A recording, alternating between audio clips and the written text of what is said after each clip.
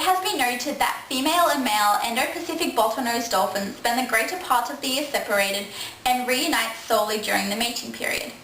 The experiment conducted by Catherine N. Fury, Catherine E. Rookstall and Peter L. Harrison investigated the degree to which social and spatial segregation occurred. This experiment aimed to quantify the different types of Indo-Pacific bottlenose groups found, to discover which habitats they lived in, and to determine whether social and spatial segregation occurred. It was hypothesized that the females will inhabit different areas to the males due to the different abundances of fish. The location of the study area remained the same throughout the duration of the experiment to ensure that accurate results were recorded. Experiments were conducted on the Clarence River estuary, which is located on the subtropical north coast of New South Wales. The experiment included a group of scientists observing and recording all the dolphins seen within the specified area. The scientists recorded the actions they were doing and the group they were a part of.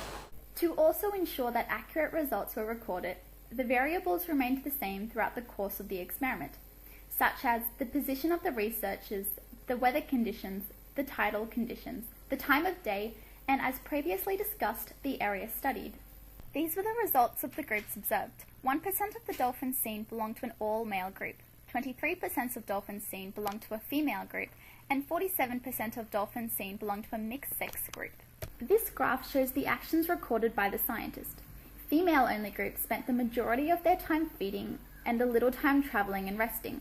However, it can also be seen that females spent the most time resting out of all the groups observed. Male-only groups spent 50% of their time feeding and 50% of their time travelling. Mixed-sex groups spent most of their time feeding, socialising and travelling, with little time resting.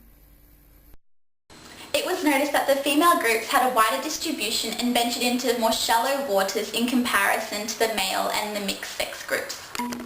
They assumed that this occurred because of four main reasons. Number one, activity budgets.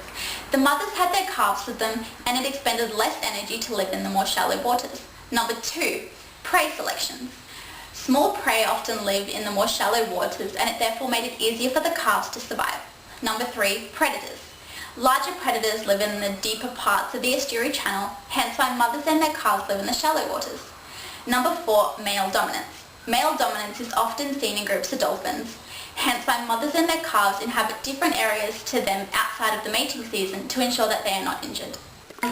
Therefore, from viewing the results, it can be seen that social and spatial segregation has indeed occurred in Indo-Pacific bottlenose dolphins. This is because of four main reasons: activity budgets, prey selections, predators, and male dominance. Thank you.